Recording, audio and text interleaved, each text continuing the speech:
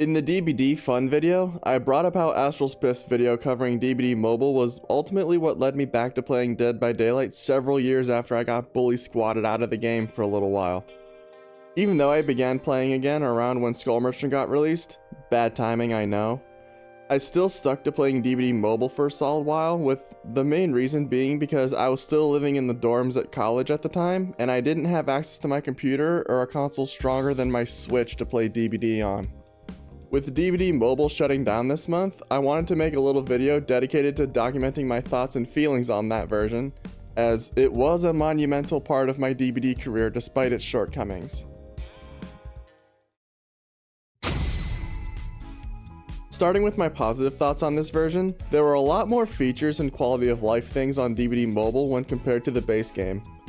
The biggest thing here is that survivors had access to a message prompt that could be used to send pre-made messages to their team mid-game, allowing for easier coordination.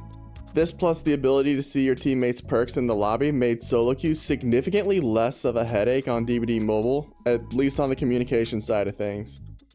There was also an experimental voice chat feature that worked in the lobby and in the endgame, but it was exclusive to custom games and quick play. Speaking of quick play, DbD Mobile had a quick play and a ranked mode.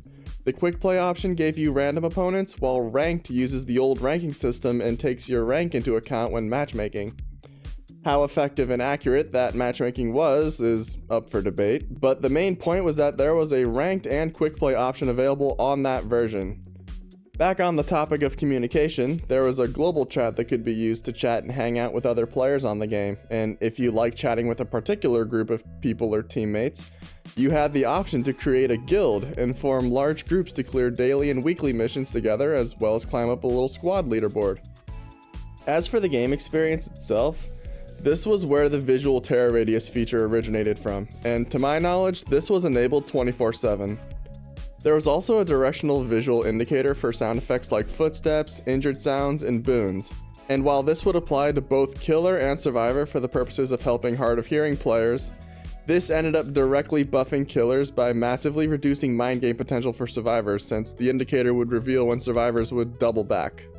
This feature also massively buffed Spirit, since it was still enabled when she was phasing even if she had Mother-Daughter ring on, making her a lot more obnoxious to play against. Speaking of obnoxious, there was also a gyroscope option available to help mimic PC player sensitivity, since controllers were incompatible to prevent unfair advantages, which, fair enough. This was the only way to perform various techs on certain killers without completely messing up your hands and control layout, but there were many bugs relating to its sensitivity affecting the default sensitivity as well. And this led to stuff like Hillbilly being able to do stuff like this that allowed him to bypass his indoor map struggles and become a top tier on DbD Mobile, even before Overdrive got added.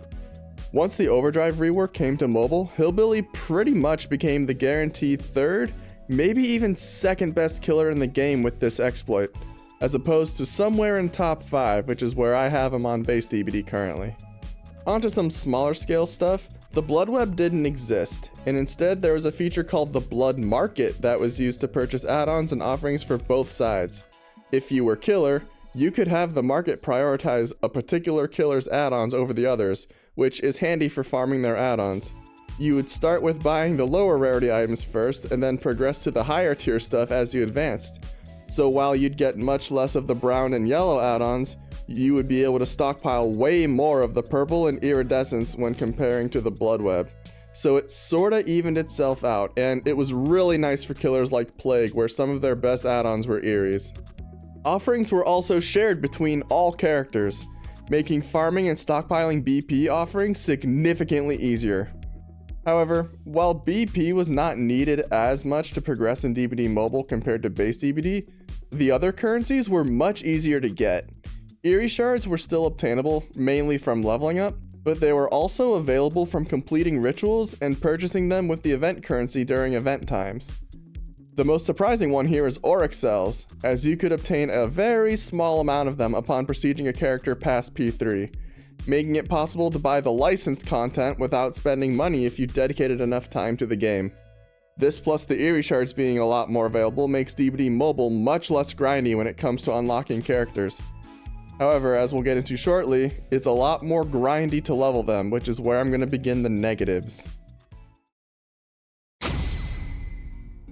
DbD Mobile had a whole lot of things holding it back, and the two I want to go over first are the character progression and the version history. The character progression system was XP based, which meant thanks to the lack of blood web, you had to actually play the character a bunch in order to prestige them.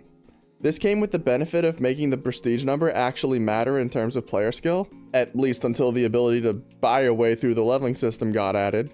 But without XP offerings like Lover's Postcard for survivors, Flesh Doll for killers, and their lower tier variants, leveling and prestiging each role took forever.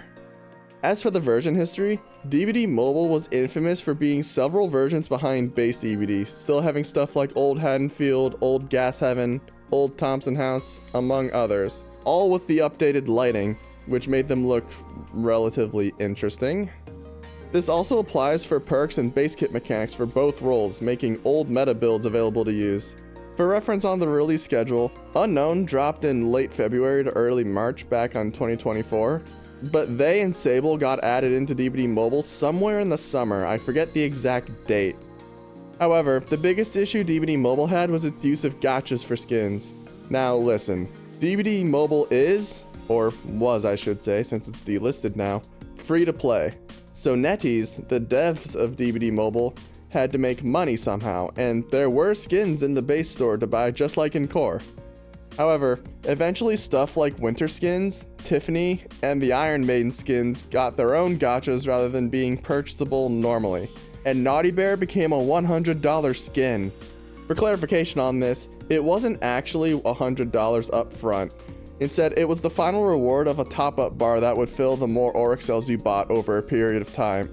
And you would get other rewards like charms and cosmetics when you reach certain thresholds. And Naughty Bear was the top prize once you hit $100 worth of Auric cells purchase. Don't think I approve and condone of this though, it was still outrageous.